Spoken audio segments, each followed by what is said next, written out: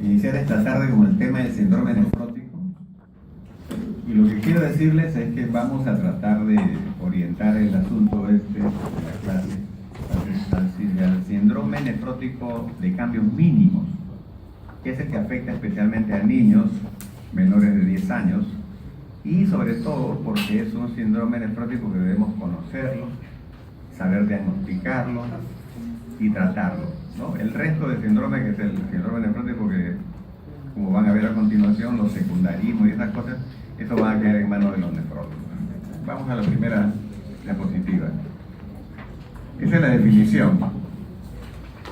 Últimamente he leído yo en los artículos que he podido revisar que es una, están tratando de decirle, es una podocitopatía, ¿no? Podocitopatía, significando esto que el podocito es el blanco, la célula blanco que va a ser afectada en este problema. Se caracteriza por una proteinuria masiva, ojo, es masiva, con hipoalbuminemia, edema e hiperlipidemia.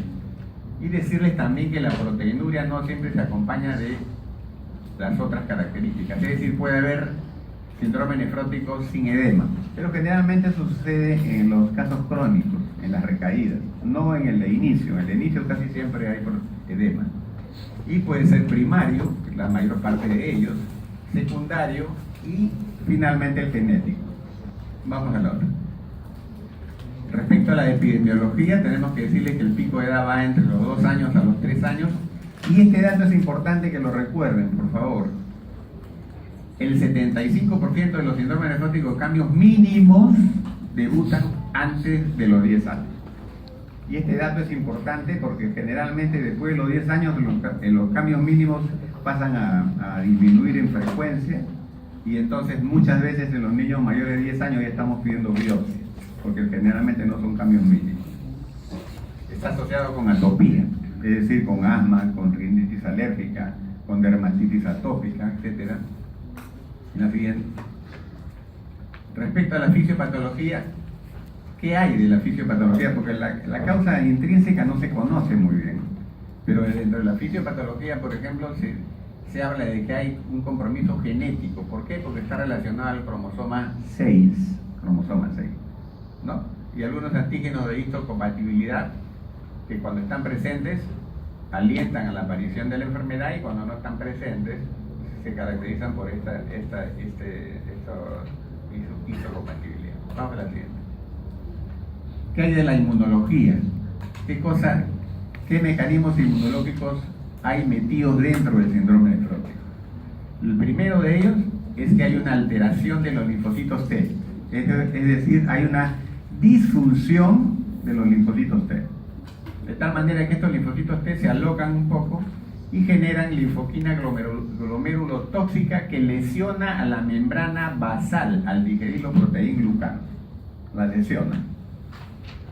También se han encontrado alteraciones inmunológicas a nivel de los linfocitos B, y también se dice que hay alteraciones inmunológicas porque está asociado fuertemente a lo que es atopía, a la susceptibilidad de los neumococos, a la respuesta corticoide, porque ustedes saben que el tratamiento básico, central del síndrome nefrótico es corticoterapia. Vamos a la otra. Y este es para que vean ustedes y tengan en mente cómo es un capilar glomerular visto a esta ultramicroscopía.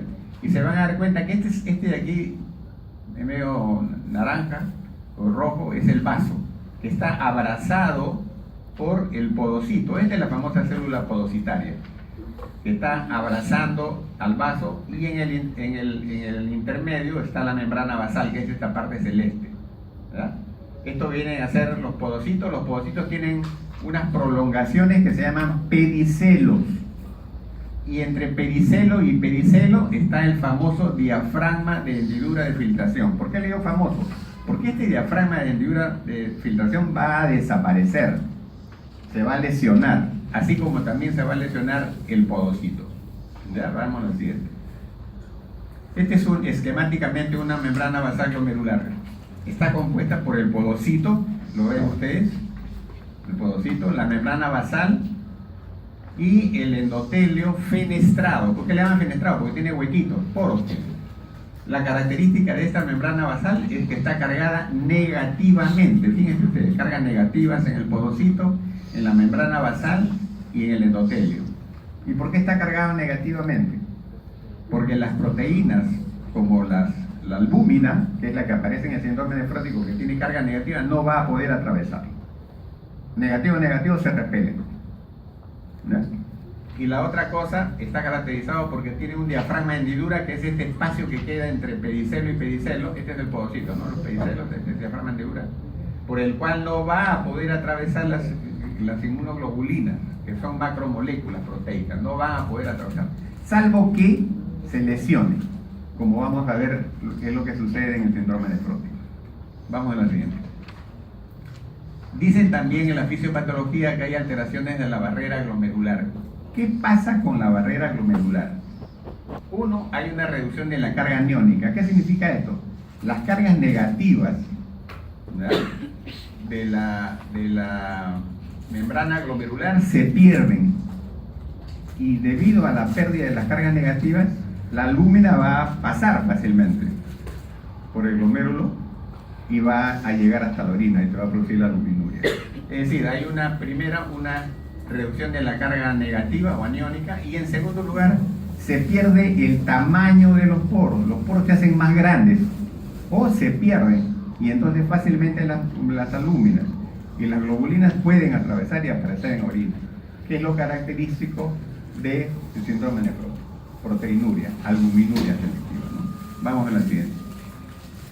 Fíjense, estos son los pedicelos que se abrazan como dedos de una mano con otra, y esto de acá es el pedicelo que se ha alterado totalmente en el síndrome nefrótico. Vean ustedes, no hay pedicelo prácticamente. Vamos a la otra.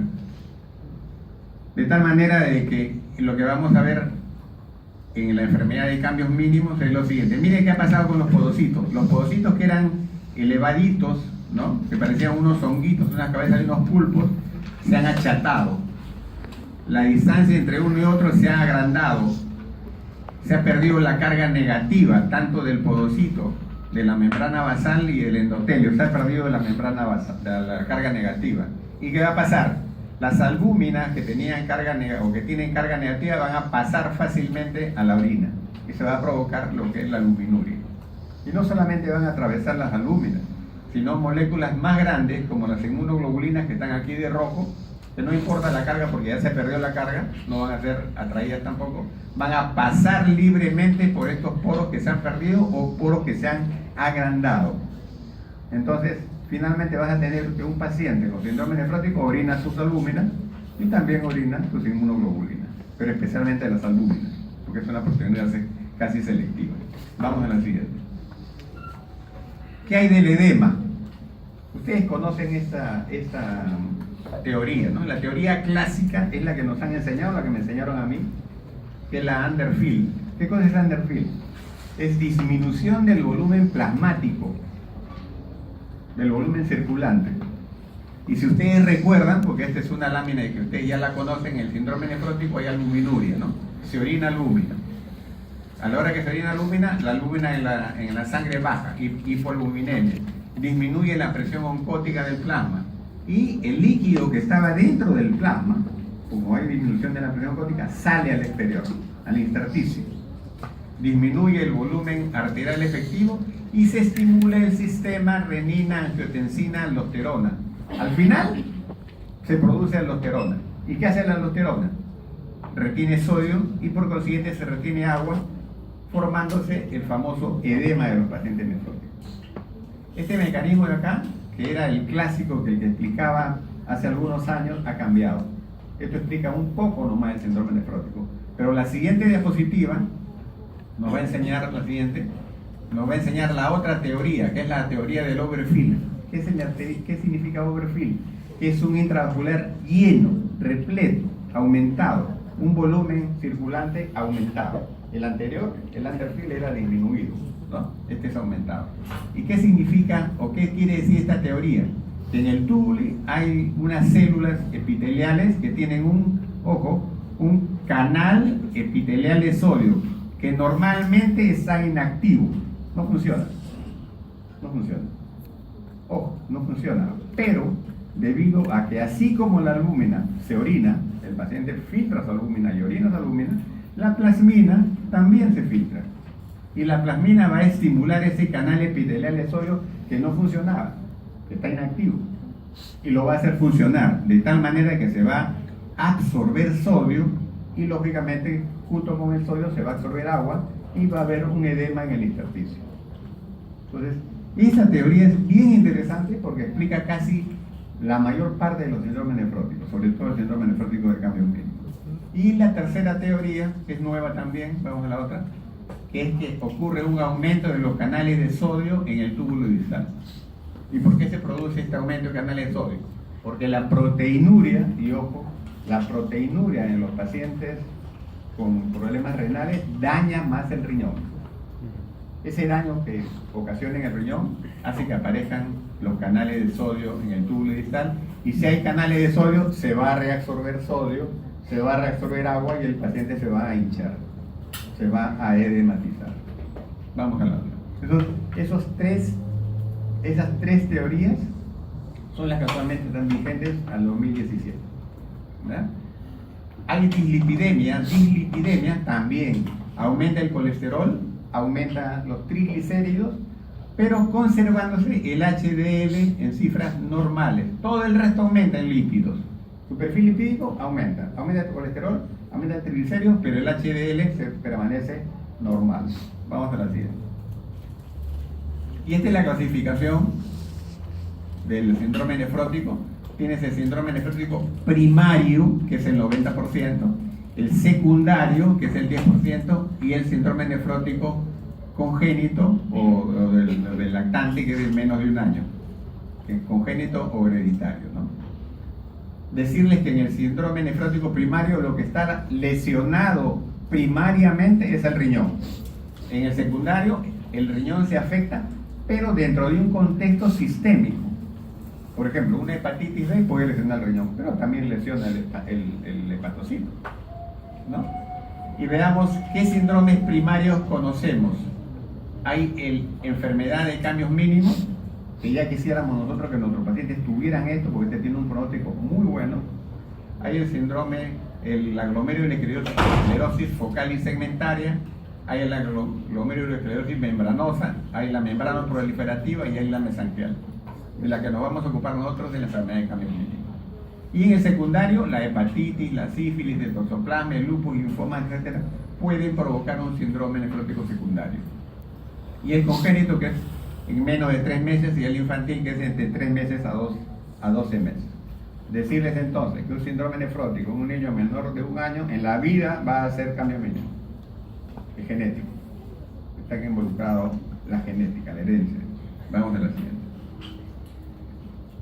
Cuando por alguna razón se decide hacer una biopsia al paciente con problema nefrótico y lo miran a la microscopía de luz, el patólogo dice: es normal, el glomérulo es normal a la microscopía de luz. Es normal. ¿Hay depósitos de complejos inmunes? No hay depósitos de complejos inmunes. Pero, en la siguiente, si pudieran tener ustedes a la mano un microscopio electrónico, que es un microscopio de investigación, van a ver que hay fusión de los pedicelos y los podocitos se aplanan. Por eso le llaman una podocitopatía. ¿Ya? Vamos a la otra. Acá hay una tabla muy interesante, que es la anatomía patológica del riñón en el síndrome nefrótico de la infancia. Este trabajo dice que los niños menores de 12 años, la mayor parte de ellos, o sea, casi las 3/4 partes, que es el 76%, es por cambios mínimos. Pero fíjense ustedes, ese niño cuando llega a los 13, entre los 13 y 19 años, ya no es el 75%, el 76%, no es el 43%, casi la mitad. Este es un trabajo.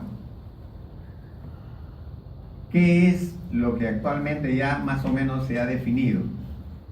Que los niños menores de 10 años o 10 años o menos, su mayor parte de frecuencia es en el 75%, 74% síndrome de cambios mínimos.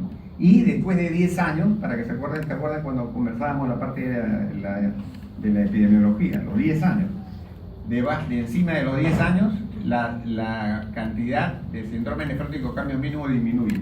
¿Qué significa eso? Eso significa lo siguiente, que si ustedes tienen un paciente de 10 años a más con síndrome nefrótico, esa es biopsia. ¿Por qué? Porque en esos mayores de 10 años van a predominar la glomerulopatía segmental y focal, la membrana proliferativa, etcétera, etcétera, que son lesiones de pronóstico ya reservado. Entonces, los 10 años vamos a establecer nosotros como punto de quiebre. ¿Ya? Menos de 10 años, más síndrome nefrótico cambio mínimo, más de 10 años, síndrome nefrótico de otra etiología o de otro tipo. Vamos a la siguiente. ¿Cuáles son los criterios diagnósticos del síndrome nefrótico? Tienes el edema generalizado, la hipoalbuminemia, albúmina menos de 2.5 gramos por ciento, colesterol por encima de 200 y proteinuria masiva. No es cualquier proteinuria, es una proteinuria masiva. Y luego vamos a definir qué es una proteinuria masiva. Vamos a la siguiente. ¿Qué hay en la clínica? En la clínica en signos vitales la presión es normal o aumentada. Antes se decía que los pacientes nefróticos todos venían hipotensos. Eso no es cierto. La mayor parte de ellos o son normales o tienen su presión arterial aumentada. Temperatura normal, salvo que esté infectado.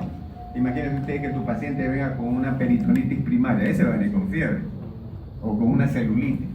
Taquicárdico va a venir con taquimia. No se olviden que cuando tu paciente está taquineico, piensen siempre que puede haber un derrame pleural, una embolia pulmonar, o de repente por la citis, es una tremenda citis, es un abdomen tremendamente distendido y con cantidades de líquido acítico dentro, que no lo dejan respirar, o que está con una insuficiencia cardíaca. Examinen siempre por taquimia. Vamos a la siguiente. El edema, que debe ser bipalpebral, bimaleolar también, puede llegar a la nasarca inclusive. En el cardiovascular, ojo, pongan su estetoscopio bien y vean la intensidad de los ruidos. Busquen ustedes derrame pericárdico. ¿Cómo se va a sospechar? Cuando los ruidos cardíacos tienen disminución de intensidad por la cantidad de líquido que está metido dentro de la cavidad pericárdica. En el aparato respiratorio, como habíamos hablado, si hay dificultad respiratoria puede haber un edema pulmonar, una neumonía, etcétera, una embolia, etcétera. Vamos a la siguiente. ¿Y qué hay a nivel gastrointestinal? Puede haber diarrea. Y fíjense ustedes, he puesto diarrea por edema. El edema puede causar trastornos del transporte de solutos y de electrolitos a nivel del epitelio intestinal. Pero también puede ser por infecciones. O sea, no siempre la diarrea es por infecciones, puede ser por edema. Y busquen por favor dolor en el abdomen, dolor, edema, irritación mesentérica. Busquen por favor peritonitis primaria. ¿Cómo la van a determinar? La vamos a ver dentro de un momento. Busquen rigidez de abdomen, la hepatomegalia también y la esplenomegalia también están presentes. Y en el génito urinario hemos visto pacientes con edemas escrotales tremendos, edemas vulvares de las pobres niñas tremendos. ¿Ya? El paciente se puede presentar con eso también. Vamos a la otra. ¿Qué hay en el laboratorio? En la parte hematológica hay una pequeña anemia, una anemia moderada. Y estos 4 elementos, fíjense ustedes, trombina alta, fibrinógeno alto, antitrombina 3 baja y el síndrome antifosfolídico, todo eso condiciona fenómenos trombóticos. ¿Qué significa esto? Que tu paciente con síndrome nefrótico puede venir embolizado. Una embolia pulmonar, una embolia renal, de la vena renal, ¿no? Entonces busquemos eso porque los trastornos de tipo trombótico son más o menos frecuentes en los niños con síndrome nefrótico. Una velocidad de sedimentación disminuida y en la bioquímica una hiponatremia, pero hiponatremia dilucional, ¿no? Porque no se pierde el sodio, más bien el sodio se absorbe. Y como está hematoso, el sodio disminuye su osmolaridad en el plasma. Vamos a la otra. ¿Qué hay en las proteínas, lípidos y la parte inmunológica? La albúmina, para volver a recargar, menos de 2.5 gramos, colesterol más de 200, y este dato, ojo, cuando han hecho, creo hace poco nomás, su parte esta de glomerulonefritis, a diferencia de la glomerulonefritis, el complemento es normal. Si ustedes encuentran un paciente que clínicamente les parece síndrome nefrótico, y le miden el C3, o el complemento, y está bajo, olvídate, eso no es síndrome nefrótico a cambios mínimos. Eso puede ser un nefrótico nefrítico y ya con otro pronóstico. ¿Verdad? Busquen eso de ahí. Vamos a la siguiente. Y acá está en orina. ¿Qué cosa es una proteinuria masiva? Hay 4 formas de definirla. Todas con orina de 24 horas. Pero ¿es difícil o es fácil hacer una proteinuria en un niño pequeño? Es bien difícil. A ver, dile a un niño que controle la orina. Esos niños se van al baño, orinan y ustedes no pueden controlar su 24 horas de micción. Entonces, ¿qué es lo que es más práctico? Se ha encontrado que el cociente entre las proteíninas en orina y la creatinina en orina mayor de 2 en una orina al azar, en cualquier momento, ya sin colectar 24 horas, es definición de proteinuria masiva. Los otros valores también pueden hacerlo, pero cuando el niño es mayor, ¿verdad? Pero esta de acá, en pediatría, es la electiva. Proteína sobre creatinina más de 2 en una orina al azar. La albuminuria, que es el 85%, por eso le llaman selectiva, porque es albuminuria en el 85%. ¿Se pueden encontrar inmunoglobulinas? También. ¿Se puede encontrar plasmina, como vimos? También se puede encontrar. Pero es selectiva, le llaman, porque es una albuminuria mayor del 85%. Y ojo, hematuria microscópica, no como en el síndrome nefrítico que acaban de ver, donde hay hematuria franca.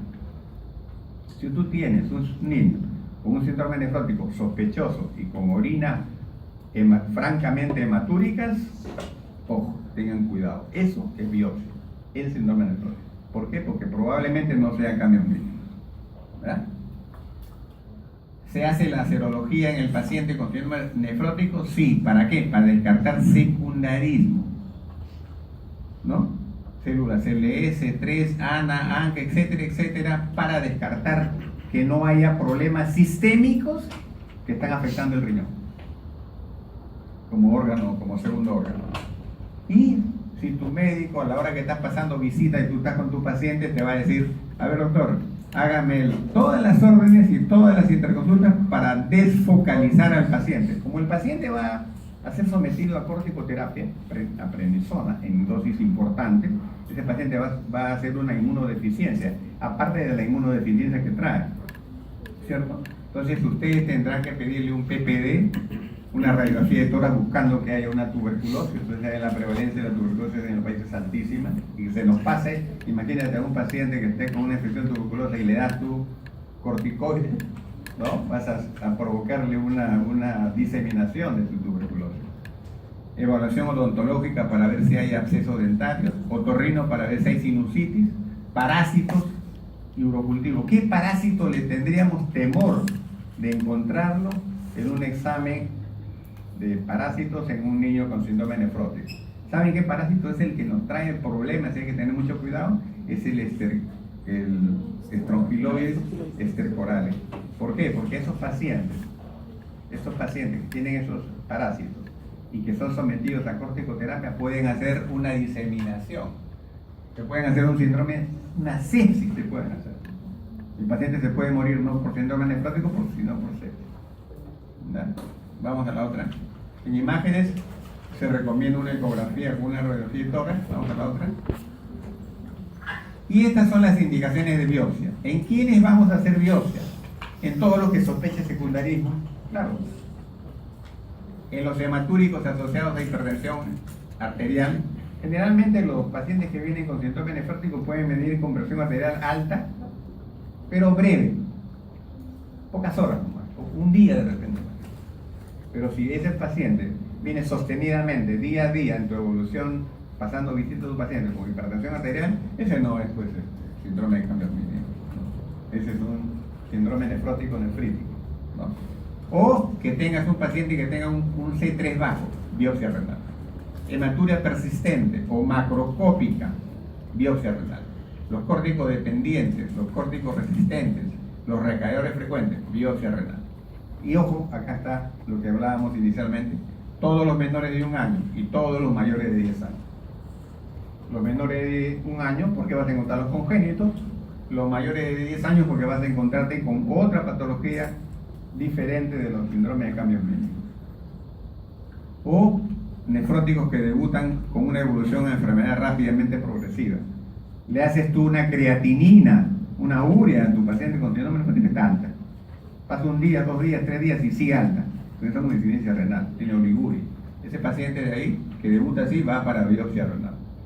Y los que tienen hipertensión persistente, a diferencia de los nefríticos. Entonces acaban de ver ustedes, ¿no? La hipertensión es característica del síndrome nefrítico, ¿no? Acá no. Vamos a la otra. ¿Y cuál es el diagnóstico diferencial? Los secundarismos. Volvemos a insistir con los secundarismos. Colagenopatías, vasculitis, amiloidosis, glomerulonefritis difusa aguda, síndrome urémico hemolítico, hepatopatía crónica activa, hepatitis B, cirrosis, HIV, diabetes, endocarditis, etcétera, etcétera, de enfermedades que secundariamente, por eso que se llama el secundarismo, pueden afectar al riñón y provocar esos síndromes nefróticos de tipo secundario. Vamos a la siguiente. ¿Cuál es el tratamiento? Principios generales, reposo. Si tu paciente está con taquimia, está edematoso, está taquicárdico, pero es reposo. Esos pacientes tienen que reposar. No se olviden que como son pacientes inmunosuprimidos, y vamos a ver por qué, estos pacientes fácilmente se pueden lesionar la piel por los edemas y por ahí meterse un microbio y provocarle una celulitis y una sepsis. O sea, el reposo. La dieta. ¿Qué diría lo que dicen el sentido común? Si este es un paciente que está perdiendo proteínas, entonces su dieta tiene que ser con abundantes proteínas, ¿no? Eso diría uno. Pero no es así. La dieta debe ser hipercalórica, normoproteica. Ojo, normoproteica. Si ustedes por alguna razón aumentan la cantidad de proteínas en la dieta, lo único que van a provocar es más lesión del podocito. O sea, tiene que ser normoproteica. Con grasas de origen vegetal, porque ya vieron ustedes que estos pacientes tienen dislipidemias. Su perfil lipídico está alterado, está aumentado, tanto el colesterol como los triglicéridos. Y con una restricción de sodio de más o menos 2 gramos. En niños es bien complicado esto de hacer. A ver, dale a un niño que pruebe unas comidas casi sin sal, a que no te la va a comer. Es difícil. Por eso algunos dicen, bueno, un poquito de mano, un poquito, hay que hacer restricción, pero no hay que ser muy severo con esa restricción. Pero hay que hacer restricción. ¿Ya? Vamos a la siguiente. En líquidos, no debería hacerse, ojo, no debería hacerse restricción hídrica si tu paciente está con dieta hiposódica. O sea, basta que tu paciente esté con dieta hiposódica y ya tú no haces restricción de líquidos. Pero como es difícil hacerlo, la mayor parte de veces es preferible hacer la restricción, dando las pérdidas insensibles más la orina. ¿Verdad? O sea, el primer día que tú ves a tu paciente le das pérdidas insensibles también. Colectas orina de 24 horas y al día siguiente le está dando pérdidas insensibles más orina. Esa es la forma como se va a dar la cantidad de líquidos cuando hace restricciones. Antibióticos, hay que investigar focos, pues, ¿no? Y tratarlos. La peritonitis, la sepsis, la celulitis, ¿no? Bueno, luego vamos a ver esto de acá. Le vamos a dar un espacio pequeño para hablar sobre peritonitis, sobre infecciones. O sea, ¿está indicado los antibióticos en la síndrome nefrótico? Sí, cuando hay infección de por medio. ¿Ya? No se usa preventivamente antibióticos, lo que anteriormente se recomendaba. Antes decía, paciente viene con síndrome nefrótico, dale penicilina para evitar que el estreptococo haga problemas con él. Ahora ya no se usa. No hay prevención de infecciones con antibióticos. Vamos a la siguiente. Diuréticos. Fíjense ustedes en quién se usa diuréticos. En los que tienen ascitis grave, los que tienen peritonitis, los que tienen insuficiencia cardíaca congestiva y los que su albúmina está a menos de 1.5. O sea, estrictamente hablando, académicamente hablando, no deberías utilizar diuréticos. Basta con la restricción de sodio. ¿Verdad? Pero si tu paciente tiene estos problemas de acá y su albúmina está a menos de 1.5, utiliza tus diuréticos. ¿Y qué diuréticos son? Los de asa, como la furosemida o hidroclorotiazida, más un ahorrador de potasio como la espironolactone o amiloride. ¿Ya? Entonces estos son los diuréticos que vas a utilizar, pero no en todos los casos. Hay que tener cuidado. En el síndrome nefrótico hemos visto abuso de diuréticos. ¿Y cuáles son los problemas del abuso de diuréticos? Que tu paciente se puede chocar, puede hacer hipotensión, puede hacer insuficiencia renal, puede hacer trastornos hidroelectrolíticos, y si tiene ese paciente tendencia a los fenómenos trombóticos, te puede hacer trombosis. Fíjate todos los problemas que te pueden tener los diuréticos. Albúmina está indicada en algunos casos. ¿En qué casos se utiliza albúmina en el paciente con síndrome nefrótico? Cuando tienen albúmina menos de 1.5 y cuando están con hipotensión. Se les aplica albúmina acompañado con furosemida para que no haya problema de una sobrecarga de líquidos en nivel intravascular. Entonces, albúmina ¿para qué? Para los que tienen albúmina menos de 1.5 y para los que tienen síndrome de hipotensión. ¿Ya? Hipotensión. Vamos a la siguiente. La presión arterial no usamos nada porque generalmente están normotensos, pero vamos a utilizar antihipertensivos no con la intención de controlar la presión, sino antihipertensivos para aprovechar su valor antiproteinúrico. Los inhibidores de la ECA y los bloqueadores del receptor de la angiotensina son antiproteinúricos, es decir, van a disminuir la cantidad de proteínas de la orina. Y cuando ya hemos conversado, usted protege a su riñón utilizando antihipertensivos. ¿Para qué? Para que no se lesionen más los podocitos que de por sí ya están lesionados. ¿Ya? Entonces, cuando veas que se utiliza captopril o losartán, no es por la presión, es como antiproteinúrico. ¿Ya? Vamos a la otra. Y el tratamiento de fondo, que es el tratamiento farmacológico, es corticoterapia, prednisona. ¿Ya? Tenemos dos esquemas de tratamiento con corticoterapia. El esquema alargado, que es el actual que utilizan los nefrólogos pediatras, en que se utilizan corticoides por 12 semanas. 12 semanas son 3 meses, ¿no? 3 meses. Los primeros mes y medio a 60 miligramos por metro cuadrado y los segundos a 40 miligramos por metro cuadrado. ¿Ya? Este es el tratamiento del esquema alargado. Y el otro esquema, que es el esquema cortado, que se utiliza hasta que se negativice la proteinuria, independiente del tiempo. Y los vamos a utilizar, vamos a la siguiente, en estos casos. Fíjense ustedes ahí. Tenemos dos esquemas, ¿no? El esquema alargado y el recortado. El alargado es para el primer episodio de síndrome nefrótico. Todos los pacientes con síndrome nefrótico de entrada van a recibir esquema alargado. 3 meses de corticoterapia. ¿Bueno? Los recaedores infrecuentes, un esquema cortado. Los recaedores frecuentes y córtico-dependientes, prednisona con inmunosupresores. No nos vamos a meter acá porque esto no lo vamos a manejar nosotros. Quizás nosotros lleguemos hasta manejar el síndrome de cambios mínimos y hay que manejarlo bien. Y los córticos resistentes con pulsoterapia o ciclopurina. ¿Ya? Y hay otros sistemas más que no nos vamos a meter. Pero a recordar, por favor, primer episodio, esquema alargado, 12 semanas, que es 3 meses, y el recaedor infrecuente, esquema cortado. De esos dos debemos obligatoriamente recordar. Vamos a la otra. Estas son las definiciones de tratamiento, que no se las voy a leer.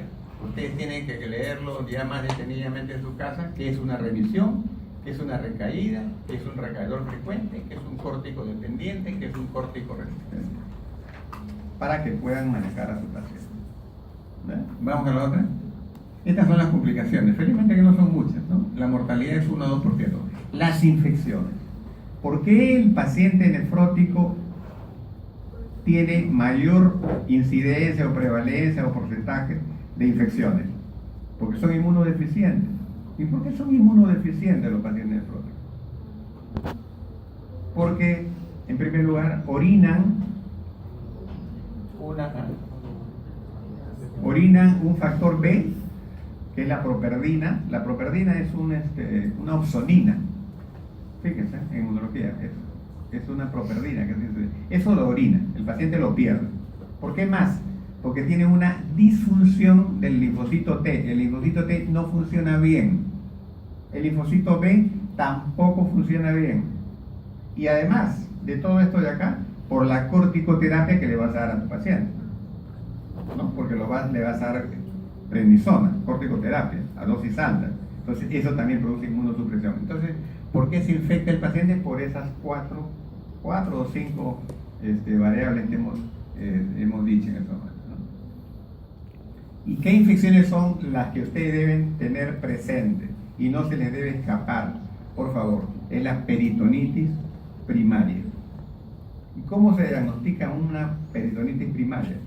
El paciente viene con dolor, viene con una citis tremenda, una barriga grande, es un abdomen doloroso, con rebote, con resistencia, el paciente viene vomitando, puede venir con diarrea, puede venir con toxicidad, puede venir sepsis.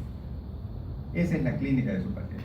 Y si tienes un paciente con un síndrome nefrótico y te viene en las condiciones que te he dicho, lo primero que tienes que hacer, aparte de las otras cosas, es con una aguja de punción lumbar, le haces una paracentesis. Te metes al abdomen, haces una paracentesis, sacas líquido, lo mandas al laboratorio y le haces una tinción buscando neutrófilos. Si tu paciente tiene por cada centímetro cúbico, por cada mililitro cúbico, más de 500 neutrófilos, entonces tú estás casi seguro de que ese paciente tiene una peritonitis primaria. Más de 500. ¿Y qué gérmenes son aquellos que cogen al paciente en su peritonitis primaria? En primer lugar, los gérmenes encapsulados. ¿Y cuál es el germen más frecuente en peritonitis primaria? Es el neumococo. El hemófilo influenza también. El estafilococo, casi no hay estafilococo en peritonitis primaria. Y los gram negativos también. Es decir, en conclusión, es neumococo y gram negativo, como el E. coli. Entonces, ¿cuál es el esquema empírico de tratamiento ante un paciente que viene como les he referido, en que están sospechando ustedes una peritonitis primaria? La combinación de una penicilina, que es una ampicilina, más una aminoglucosa. Con eso cubres neumococo más gram negativo. O si no, un solo tratamiento, un solo medicamento, una cefalosporina de tercera generación, que puede ser ceftriaxona o cefotaxima. Entonces, con eso controlan a tu paciente. ¿Ya? Entonces, no se olviden cómo viene el paciente y qué diagnóstico vamos a hacer. Ahora, hay otras infecciones que puede tener el paciente. Celulitis. Bueno, una celulitis no te vas a hacer problema, ¿no? Una celulitis es estrepto o estafilo y basta con una cefalosporina de primera generación o basta con una penicilina como oxacilina, ¿no? Por vía parenteral. O clindamicina, si quieres. Es también una complicación las tromboembolias, sí, pero no son frecuentes. La hipovolemia también es una complicación, generalmente porque somos muy enérgicos utilizando diuréticos, ¿no? Entonces hay que tener mucho cuidado con los diuréticos. Y una insuficiencia renal aguda idiopática reversible, hipertensión. Vamos a la siguiente. Este es el pronóstico. Apréndanse esto de acá porque esto lo van a tener que hablar con los familias. La familia le va a preguntar a usted, doctor, ya le pasó su síndrome nefrótico a mi hijo, ¿va a volver a hacer síndrome nefrótico o no va a volver a hacer síndrome? ¿Ya? Entonces, fíjense cómo es el pronóstico. Fíjense acá, el 95% de los síndromes nefróticos de cambios mínimos, es decir, casi todos, y el 20% de la glomerulosclerosis focal y segmentaria remiten después de 8 semanas. O sea, no se te va a ocurrir decirle que porque remitió, ese paciente está con un pronóstico excelente. No, porque el 20% de la glomerulosclerosis remite. Pero en esos van a empezar a recaer. Le haces la biopsia y te vas a dar cuenta que no era cambios mínimos, sino era una glomerulosclerosis focal. ¿Te das cuenta? Entonces tengan mucho cuidado, porque el 20% son glomerulosclerosis focal y segmentaria, que tienen un pronóstico diferente. Muchos de ellos llegan a tener insuficiencia renal crónica. el 75% de los síndromes nefróticos cambios remiten a las 3 semanas. ¿Ya? Remiten. Es decir, la corticoterapia a las 3 semanas ya han remitido, aunque hay frecuentes recaídas. ¿Y cuántas recaídas tienen los pacientes? Esto es estadística peruana, desde el hospital de Lima. El 40 al 90% de los córticos sensibles tienen 5 o más recaídas. Entonces tú le vas a decir al familiar, señora, puede volver a recaer, puede volver con su síndrome nefrótico, pero generalmente va a ser de menos intensidad. ¿Y qué lo desencadena a ese síndrome nefrótico? Las infecciones. Este chico hace una influenza y ¡pum! Cae y hace una infección urinar y puede caer y hacer una recaída de síndrome nefrótico. Y fíjense ustedes, el 30% del síndrome nefrótico córtico resistentes progresan a enfermedad renal terminal en 5 años. Así que no se nos va a pasar. Nos vamos a alegrar si es síndrome de cambios mínimos. Vamos a la otra. Bien, con esto hemos terminado. Espero que con esto ya se haya completado, ¿no?, lo que es el problema del glomérulo, tanto para glomerulonefritis en la primera parte como por síndrome nefrótico como por